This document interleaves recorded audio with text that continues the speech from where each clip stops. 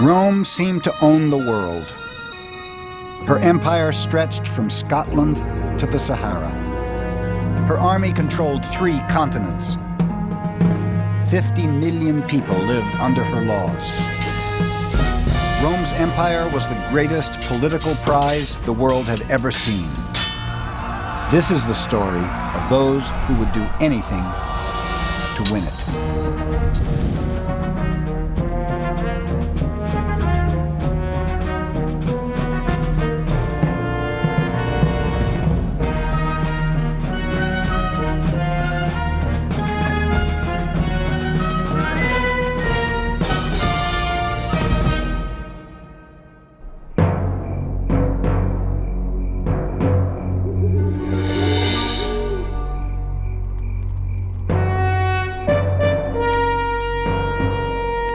It's a warm spring night in 82 BC, and Rome is struggling to control one of its generals.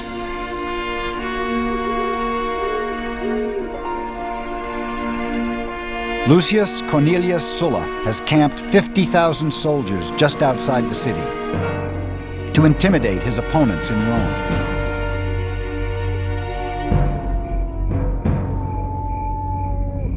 Sulla is a cunning politician and a brilliant general.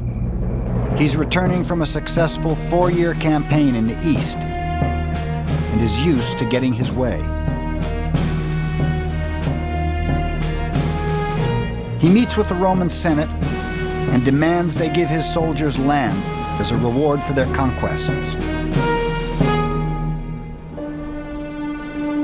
For the first time in Roman history, a general is bullying the government.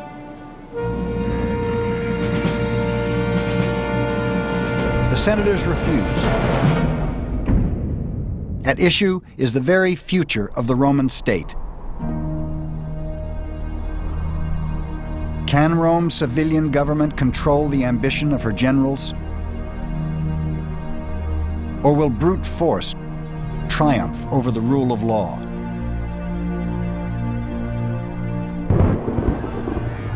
That night, Sulla posted his answer. Lists of his political enemies with cash rewards next to their names. Sulla had tried to persuade his opponents. Now he promised to kill them.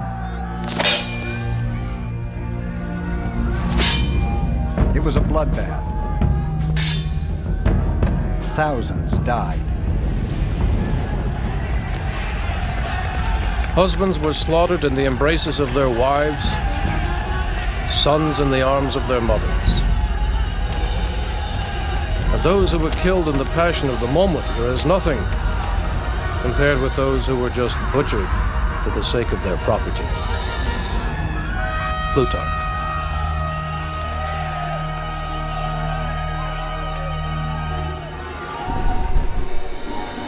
Sulla's reign of terror only lasted 4 years, but a fatal precedent had been set.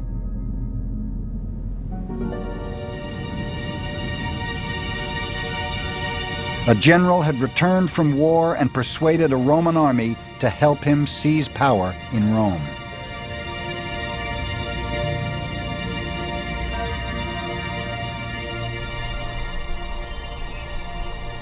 Yet 400 years earlier, Romans had dreamed of something very different.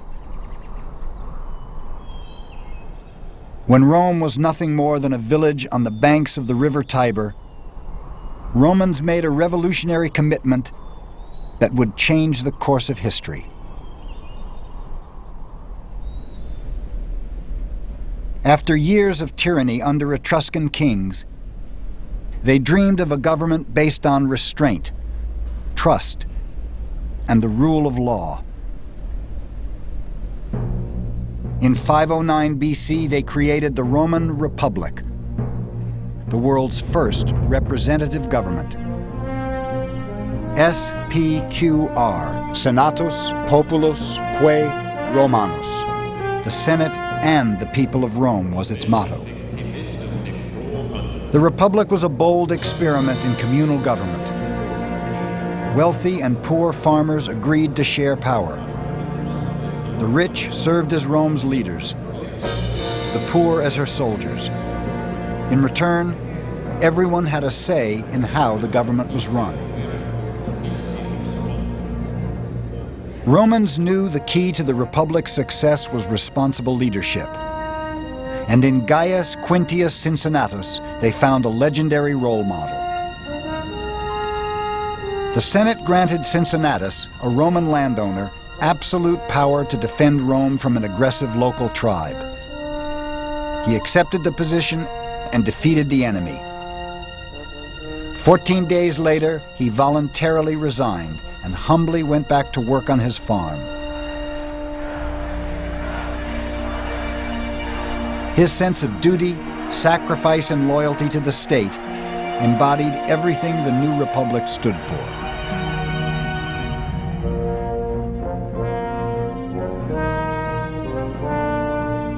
The Roman Republic has served as a model for Western democracies ever since. Everything from its public architecture to its political rituals is strangely familiar.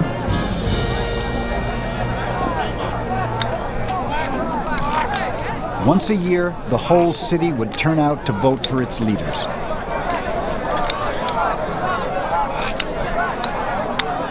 Competition for the consulship, the most important public office, was intense. The election of a consul in the Roman Republic is like the election of the American president. You call people friends who you would not normally call friends. You shake hands, you kiss babies. And what you're trying to do is to get a bandwagon going, to appear a winner. And very gradually, as in American presidential elections, people drop by the wayside. Something goes wrong with their campaign. The remaining candidates then turn to their spin doctors. If it can be managed at all, there should be scandalous talk of character, about the crimes, lusts, and briberies of your competitors. Quintus. It was up to the senators to ensure that politics didn't get too frivolous. They were the guardians of Rome's traditions. The Roman Senate and the American Senate are the two greatest senates of all time. Roman senators got no pay. They serve for the honor of serving their state as a senator. The Senate was intended to be made up of old men, not the swiftest of the swift or the strongest of the strong, but the wisest of the wise. Why were they wise? Why were they the wisest of the wise? Because they were old men. They had experience. Under their watchful eye, the young republic fostered a sense of civic pride, the foundation of Rome's empire. Her volunteer army carried Roman power to unimaginable places. By the 2nd century BC, Rome was mistress of the Mediterranean. Yet beneath the surface of Rome's success lurked serious contradictions. Women had few rights, and it was never one man, one vote. Elections were always rigged in favor of the wealthy. Political equality was never a Roman ideal. They lived in a world of extremes. While the rich redefined the meaning of decadence, 95% of the people struggled below the poverty line.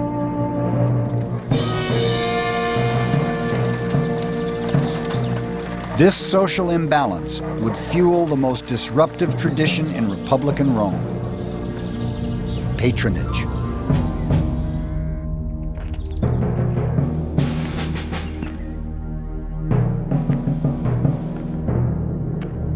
Every morning at dawn, the poor gathered in the courtyards of the rich. These wealthy patrons saw to the needs of their clients. Some needed work, others legal advice. In return, clients promised patrons their vote at election time. But Rome's great patrons were also Rome's great politicians. And obligations to their clients often clouded their duty to the state. Loyalty was divided, and the ideals of the Republic compromised. The conflict between patronage and politics was set to explode.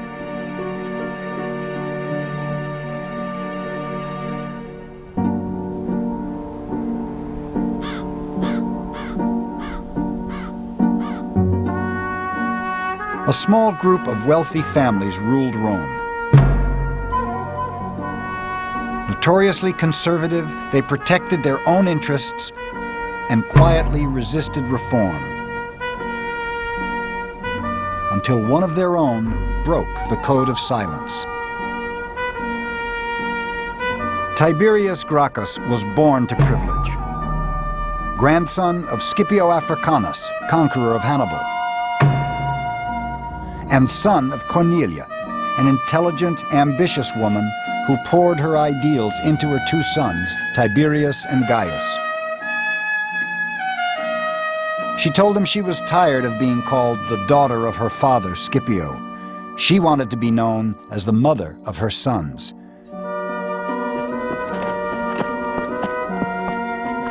In 143 BC, the young Tiberius left Rome to join the army in Spain. It was a very disturbing journey. While Tiberius was traveling through Italy, he saw for himself how the country had been deserted by its native inhabitants, and how those who tilled the soil or tended the flocks were barbarian slaves introduced from abroad. But it was above all the people themselves who did most to arouse Tiberius's energy and ambitions, calling upon him to recover the public land for the poor. Plutarch. The ambitious aristocrat had found his cause. In the 3rd and 2nd centuries BC, the Roman Empire had more than doubled in size. The conquering soldiers were still volunteers, poor Roman citizens who owned small farms. When the Roman Empire was small, this citizens' militia had worked well. Men served for only part of each year, coming home regularly to work their farms. But getting home to harvest became impossible as the empire grew and armies were conquering faraway lands in Africa or Asia or Northern Europe. If you're serving abroad for years and years in a long process of imperial conquest, the result is that when you put down your sword at the end of the campaign, there is no ploughshare left, because your brother nicked it ages ago, and it wasn't just your brother, it's the big landlord next door who's extended his estate. So that you do have very large numbers of people who don't have land to return to.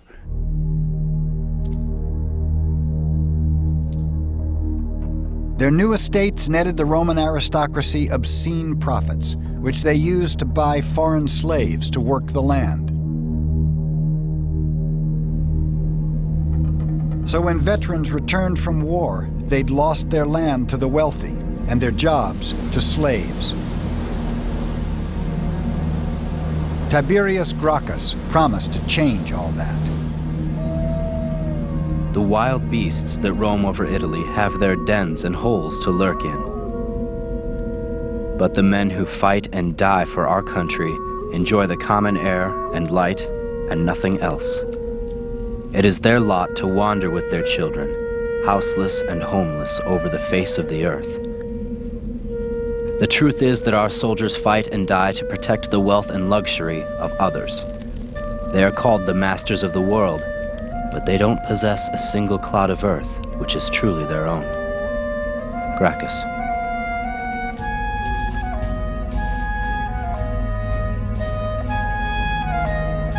Gracchus proposed something radical. The government should divide public land among Rome's homeless. The senators were horrified.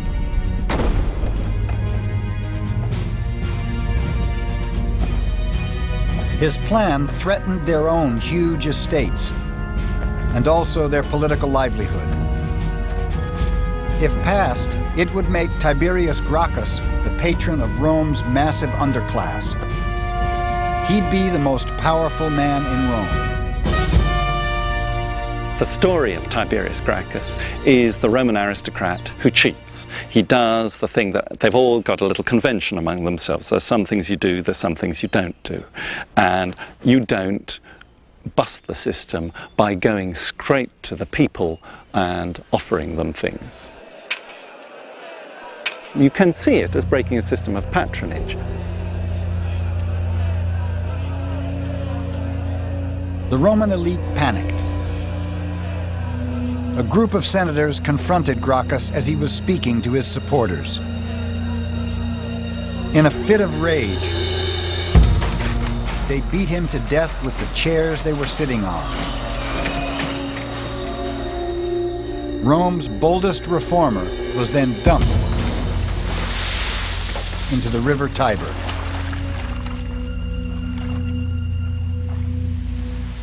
Yet Gracchus had revolutionized Roman politics.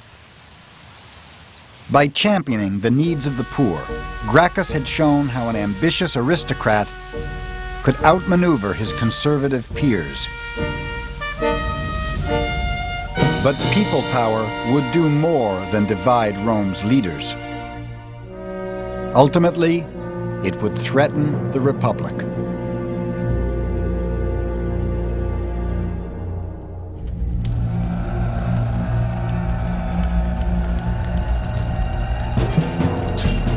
By the beginning of the 1st century BC, the Roman Republic was imploding. Roman values were under siege. Slave revolts stunned Sicily and Italy. Something had to give. The collapsing republic found an unlikely supporter.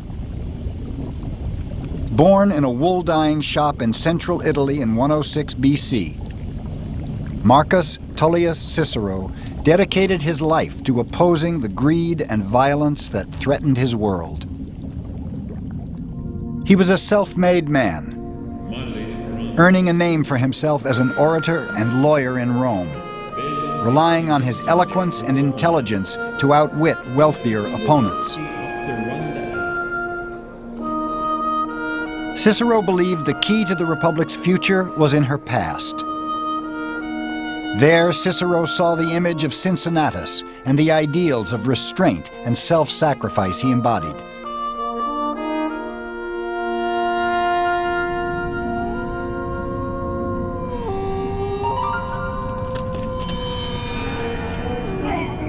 But there was another role model. Romulus, Rome's legendary founder, who was reared by a savage wolf and killed his own brother in a struggle for power. In legend, greed and treachery were Rome's founding virtues, and they threatened to be the most enduring. I would rather be the first man in a barbarian village than the second man in Rome. Julius Caesar. Rome's most notorious citizen was born to wealthy parents in 100 BC. As with all young Roman aristocrats, Julius Caesar had a strong sense of destiny.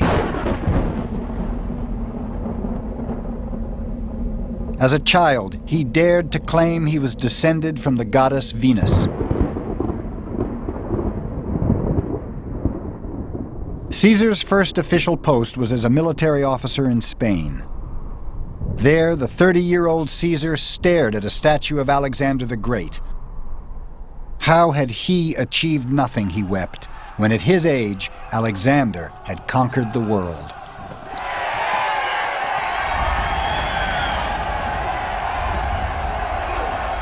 Roman politicians had always staged huge spectacles to impress the voters. In 63 BC, Caesar outdid them all. 640 gladiators fought to the death at his first public games. It was an unprecedented display of power. He was lavish in his spending.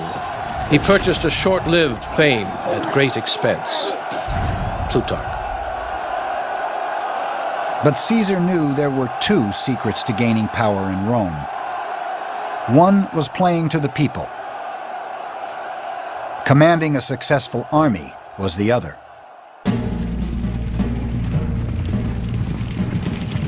In 59 BC, Caesar became military commander over Gaul, modern-day France. 9 years later, 1 million Gauls were dead or enslaved. It was a flagrant act of genocide.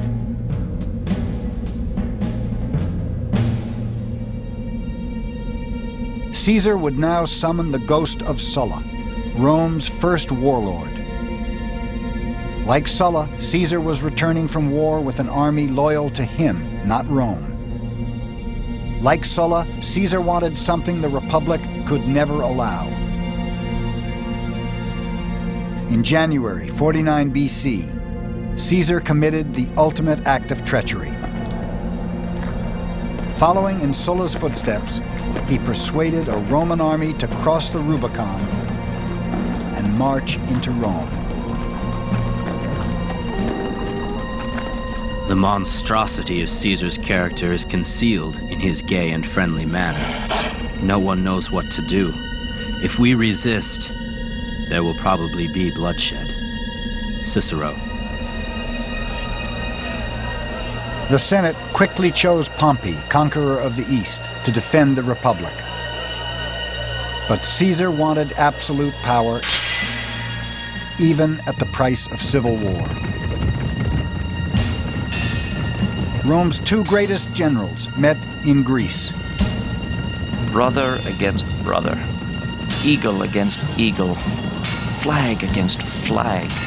Citizens, what is this madness? Lucan. Pompey was no match for Caesar and his brutal fighting force. He fled to Egypt, but was eventually captured by Caesar's spies. The fate of the Republic hung in the balance. But Caesar had other things on his mind. In Egypt, in 48 BC, he met the young Queen of the Nile, Cleopatra. They fell in love and had a child. Cleopatra persuaded Caesar to help her overthrow her brother and gain the throne of Egypt. Then, in 46 BC, she accompanied Caesar back to Rome. Cleopatra represented for the Romans every threat you can imagine. She was African, a woman, beautiful, she was powerful. You find her seducing Julius Caesar. Julius Caesar, who conquered the Gauls, who was this great soldier, who was this politician, who wanted to be the dictator in Rome. Cleopatra reminded them of their vulnerability, and that frightened them very, very much.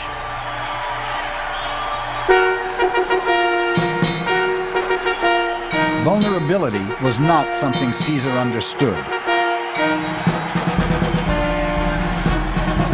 Veni, vidi, vici. I came, I saw, I conquered, was the motto of his dazzling return to the city.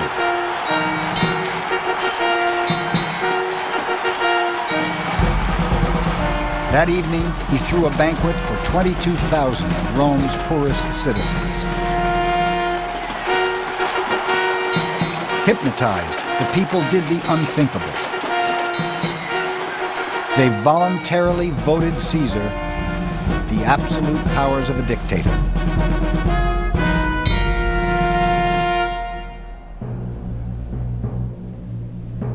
Caesar then shocked everyone.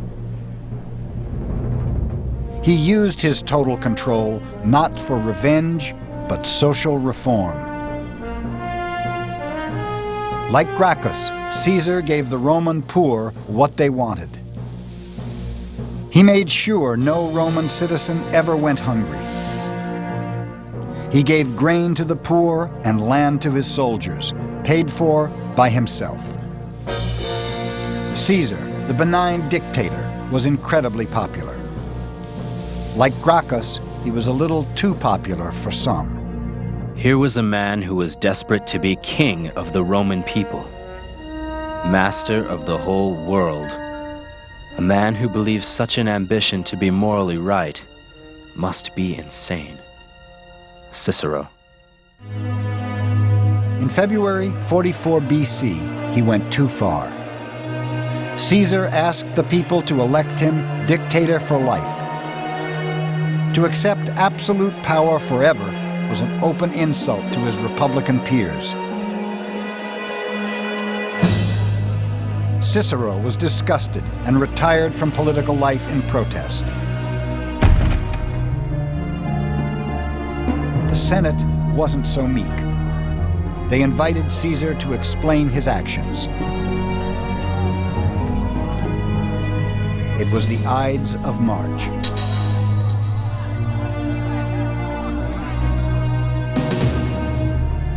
By mid-morning, the crisis was over. At the foot of a statue of Pompey lay Caesar's body, stabbed 35 times.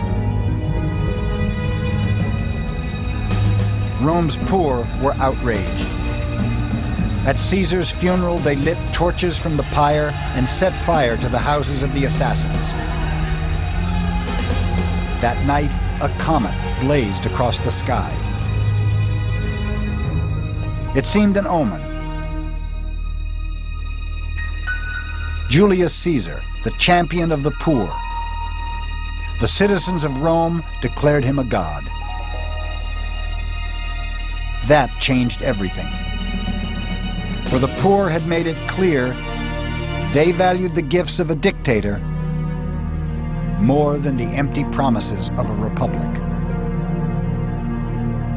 You could get rid of Caesar, but you couldn't get rid of Caesarism. As Cicero says at one point, it's a strange thing, we've killed the man and confirmed everything that he's done, because you couldn't do away with it. And in fact, those last years after Caesar's murder are not about the destruction of the Republic. The Republic was destroyed by Caesar. It's simply about who's going to replace Caesar.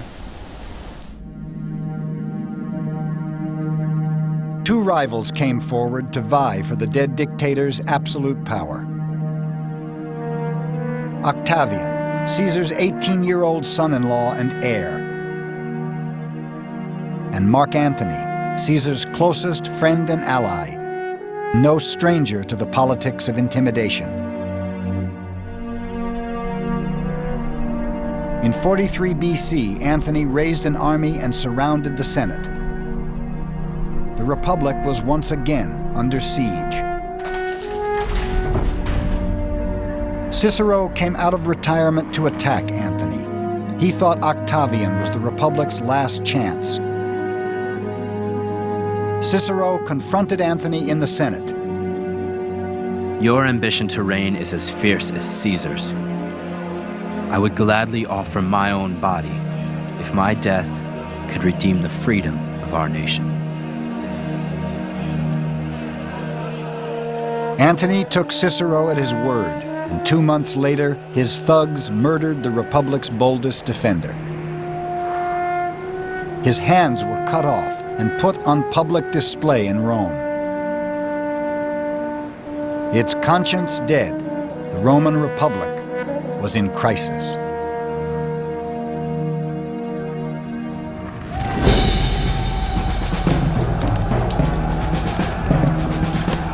In 33 BC, 10 years after the assassination of Julius Caesar, Mark Antony and Octavian were still fighting for control of the Roman world. The ghost of civil war was back. The Roman people were desperate for a change.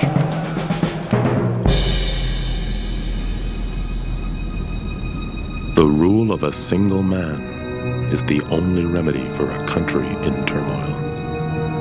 Tacitus.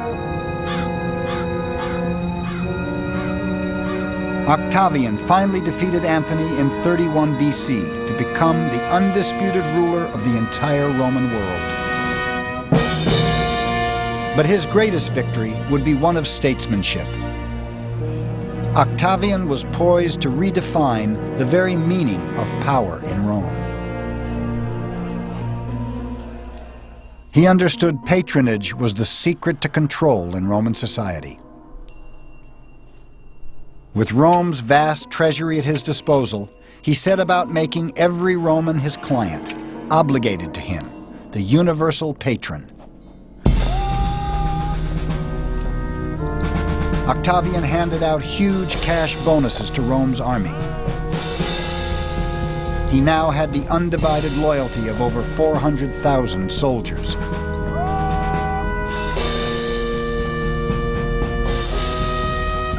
He then played to the people like never before, increasing the grain handout and building huge aqueducts to bring fresh water to Rome's poor. Octavian then focused on the most important ritual of all. He staged the most lavish games Rome had ever seen. Wild beasts and gladiators fought for days in the packed arena. Seduced, the people voted him all the power he asked for. The Roman Senate then stunned everyone. In 27 BC, they allowed Octavian what they had denied Caesar, the constitutional right to absolute power for life. Octavian took the name Augustus, the sacred one. Rome, once a bastion of open government, had willingly become an empire, ruled by a single man.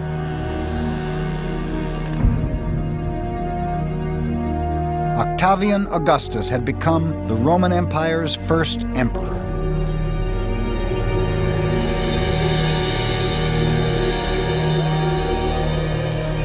"2,000 years later, Benito Mussolini, Rome's last fascist dictator, styled himself on Rome's first emperor in revealing ways.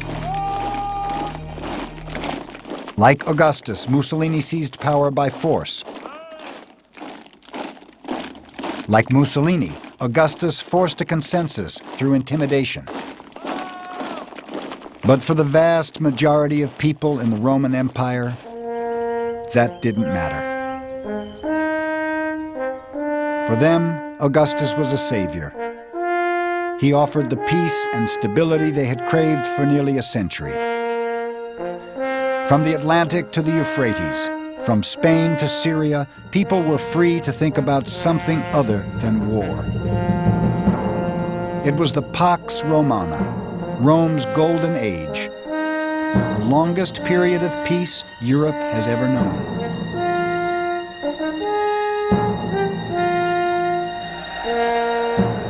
Yet the architect of peace would never enjoy his own triumph. For Augustus was obsessed by a question that plagued all Roman emperors. What would happen in Rome when he died?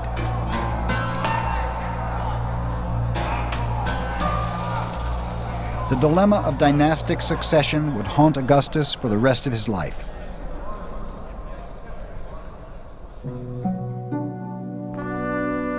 His marriage to Livia had produced no male heirs.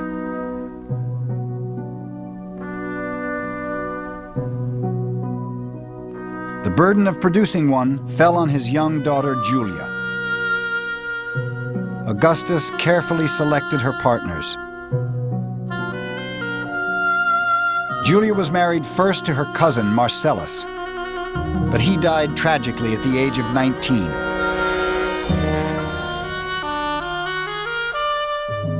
She was then married to Marcus Agrippa, her father's military advisor. He was 30 years older than her. He died too.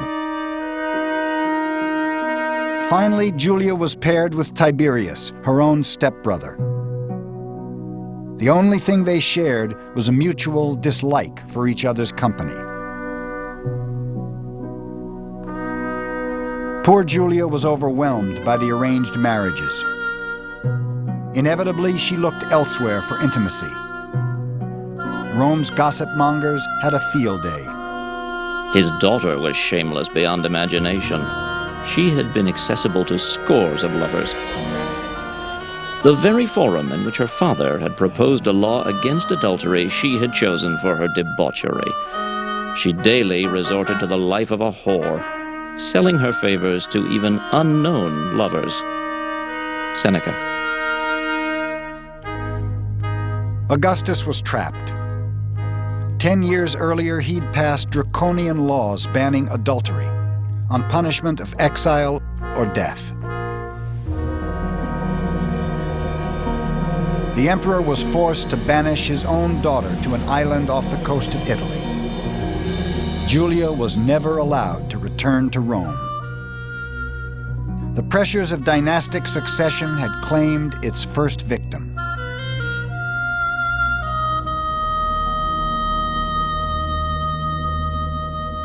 Rome's first emperor eventually died in 14 AD at the age of 76. He'd ruled Rome peacefully for over 40 years. I restored, I completed, I built, I gave. Augustus.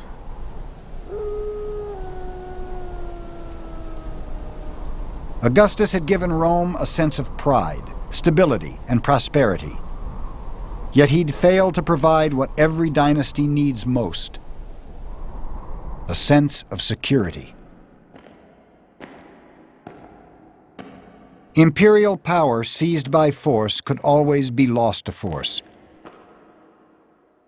Insecurity plagued Augustus's successors, and their paranoid delusions would be the undoing of his dynasty. Ironically, the biggest threat came from the Praetorian Guard, the elite troops meant to protect emperors, not kill them. Problems soon surfaced in the reign of Tiberius, Rome's second emperor, who struggled in the shadow of Augustus throughout his reign. In 23 AD, after 9 years on the throne, Tiberius retired to the island of Capri, exhausted by the pressure of power in Rome. Anyone who holds power is challenged all the time. Tiberius said, holding on to power is like holding on to a wolf by its ears. You know, it's this thing that can come round and bite you at any moment.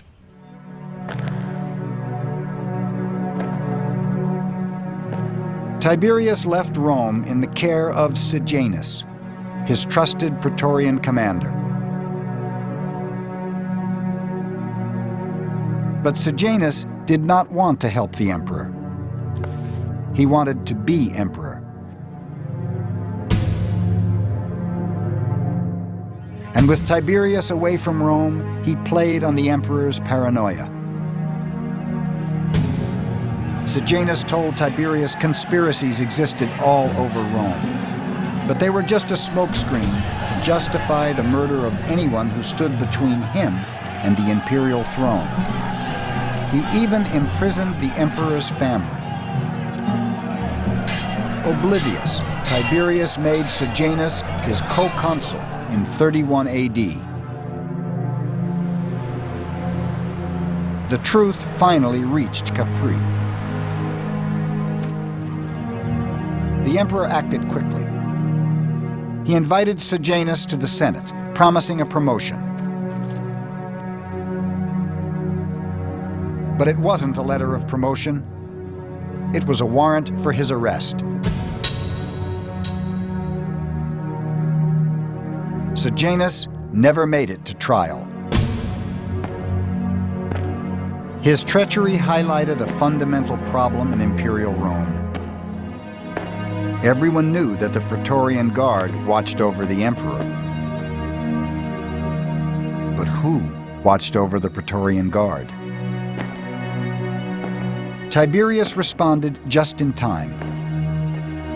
Caligula, his successor, wouldn't be so lucky. Rome's third emperor was notoriously brash, particularly towards the Senate. But Caligula is best remembered for another relationship with his racehorse, Incitatus.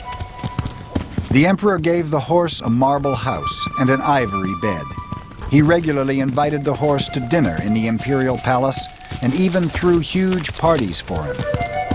But Caligula topped everything when he recommended his horse be elected consul, the leading magistrate in Rome. To some people, it was more than the whim of a madman. Say you're sitting in the White House, and as usual, Congress is being difficult.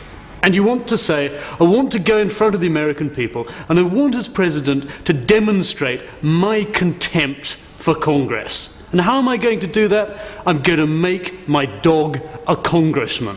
I'm going to say to the American people, I value the Congress and what they have to say as much as I do what my dog says when it barks. So when Caligula made his horse a consul, that's a fantastically clever political insult to the Senate.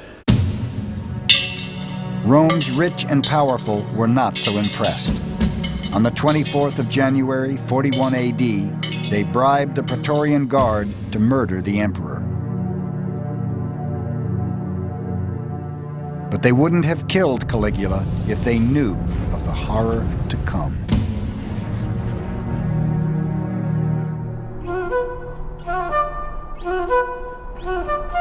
By the middle of the 1st century AD, Romans thought the worst had passed. Yet Nero, Rome's 6th emperor, would change all that.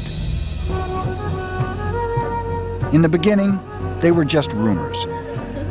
Nero practiced every kind of obscenity, and after defiling almost every part of his body, he finally invented a novel game.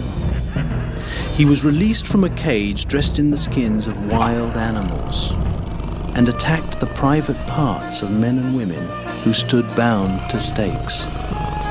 Suetonius. Had imperial power gone mad? Romans see their past as this mixture of heroes and villains. And don't forget, it's senators who are writing the history. This history is not straight reportage of objective fact. This is a political battle between the aristocracy and the emperors.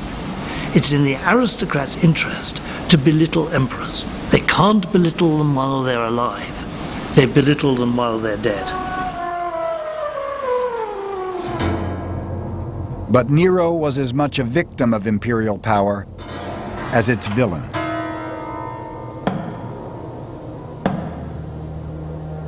His father died when he was only 3.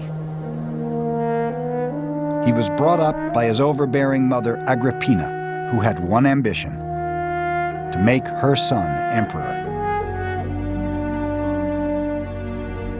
The young Nero never shared her passion for the throne. As a child, he showed more interest in art than politics, but his mother deliberately ridiculed his musical talents. In 54 AD, at the tender age of 16, Nero became an unwilling emperor. He began by doing what emperors were supposed to do. He provided for the poor, building massive public baths and handing out cash to every Roman citizen. Rome, it seemed, was in capable hands. But whose hands were they? Agrippina still exercised a humiliating influence over her son. She minted coins that showed her next to the emperor. Nero was furious. He turned to the one thing he loved and thought he was good at: the theater. Yet Rome's performing artists were normally slaves, courtesans, or foreigners, never emperors. How could one endure to hear, let alone see, a Roman, a senator, a Caesar, An emperor named on the program as a contestant. In putting on the mask of an actor, he has thrown off the dignity of his sovereignty. Cassius Dio. When Agrippina joined the public outcry, Nero snapped. He immediately banished his mother from Rome. But distance did not solve the problem. Agrippina's repeated criticism incensed Nero. In a fit of anger, he asked the Praetorian Guard to silence his mother once and for all. Romans were appalled. It was their first glimpse of the emperor's brooding insecurity. Nero scrambled to resurrect his public image. What Nero then does is a very dangerous experiment in playing to the people, because he plays in ways which traditionally have been defined as beyond the pale. To perform as a charioteer is definitely breaking all sorts of status barriers. And yet the charioteers are the pop stars of the day. Nero's antics seem to have saved him.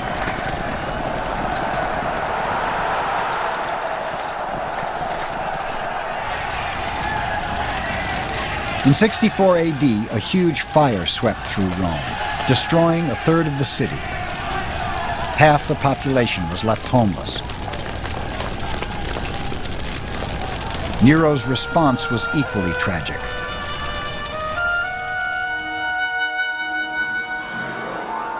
In the ashes of the devastated city, he built a massive 50-acre palace.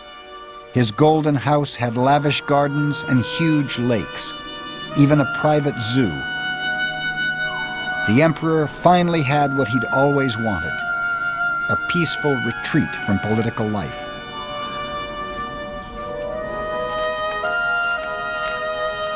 Rumors quickly circulated that the emperor had intentionally started the fire to clear space for his new palace. Nero panicked.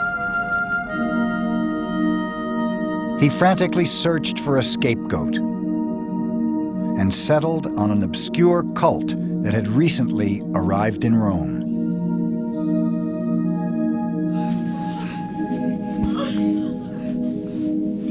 Nero substituted as culprits and punished with the utmost refinements of cruelty a class loathed for their vices, who the crowd called Christians. Vast numbers were convicted, and derision accompanied their end. They were covered with wild beast skins and torn to death by dogs, or were fastened to crosses and burned to serve as lamps by night. Tacitus.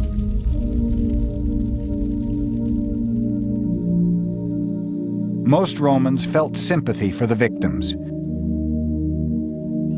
Nero's propaganda exercise had clearly failed.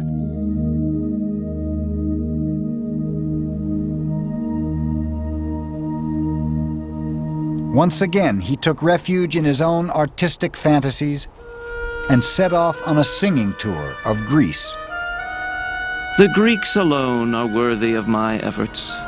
They really listen to music. Nero. Not surprisingly, the most powerful man in the world won every competition he entered.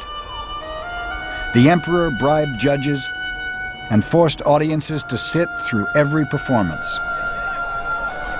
No one was allowed to leave the theatre during recitals, however pressing the reason. We read of women in the audience giving birth, and of men being so bored with listening and applauding that they shammed death and were carried away to burial. Suetonius. Romans were outraged by Nero's indulgence and incompetence. On June 9th, 68 AD, the Senate declared Nero a public enemy and sentenced him to death. But Nero chose a far more theatrical end. He took his own life.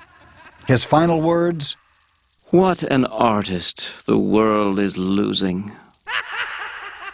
It was the end of Rome's first imperial dynasty.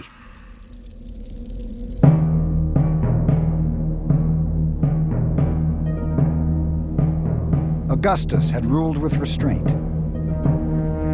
Tiberius had ruled with indifference. Nero hadn't really ruled at all. The tragic demise of Rome's first imperial dynasty would echo for centuries to come. There would be emperors in Rome for another 400 years. But their dynasties would all rule with the same rhythm of power. Like Augustus, they'd start off promising the best of times. Their generosity would give Rome its grandeur. Their armies would guarantee the empire its peace. But like Nero, their reigns would end in catastrophe. Excess would undermine Rome's greatness. Delusions would condemn millions to die. Power and glory, the curse of imperial Rome.